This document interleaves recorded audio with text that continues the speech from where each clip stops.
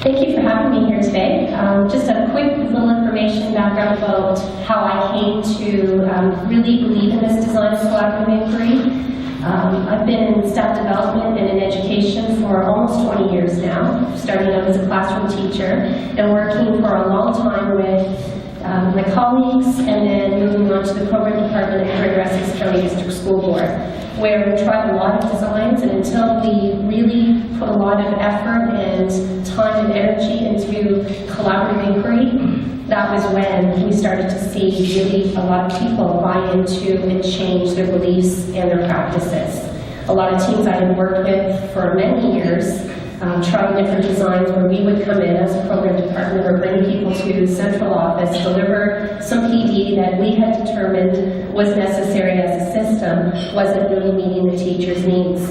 But when the teachers could determine their problems to practice based on student learning needs and then decide what they thought as a team or as a group that's coming together with collective expertise and experience, how they needed to solve the issues, we started to see the conversations shift.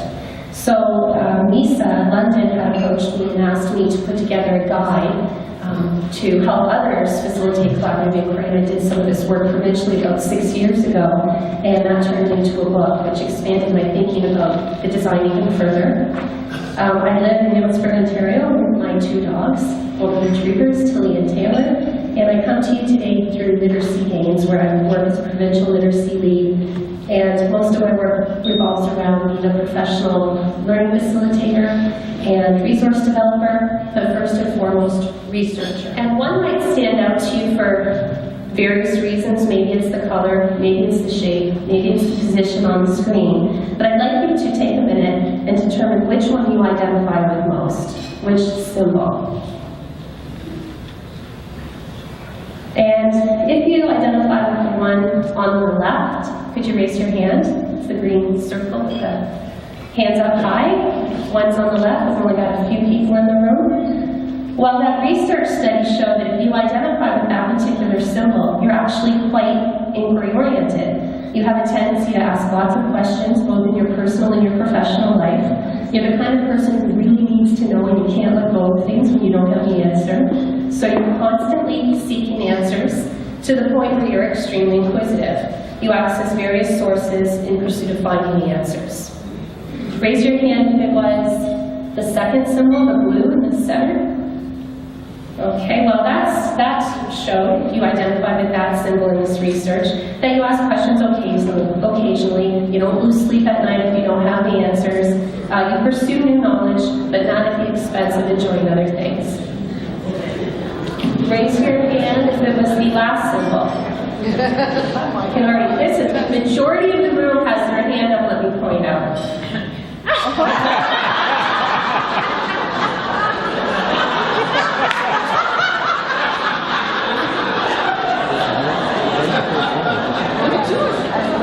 So if you're sitting next to someone that had their hand up, you might want to move, but that might be difficult given the majority of you had your hand up for that last symbol. So the goals for the morning, and we've got a packed morning, so I'm going to move quite quickly through these.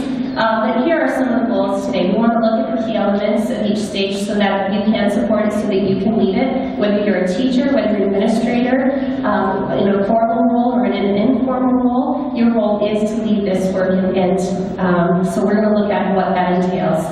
We're going to focus on some lessons learned from the province in the last year so that we can focus different aspects and strengthen different stages, and identify tools that you can use to deepen shared understandings.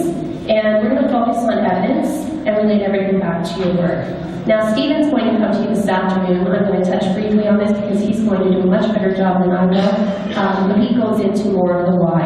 And in his book, he quotes that it's an enabler of the kind of professional learning that is about permanent change in thinking and behavior. And as I said earlier, that's what I witnessed and that's what I believe in.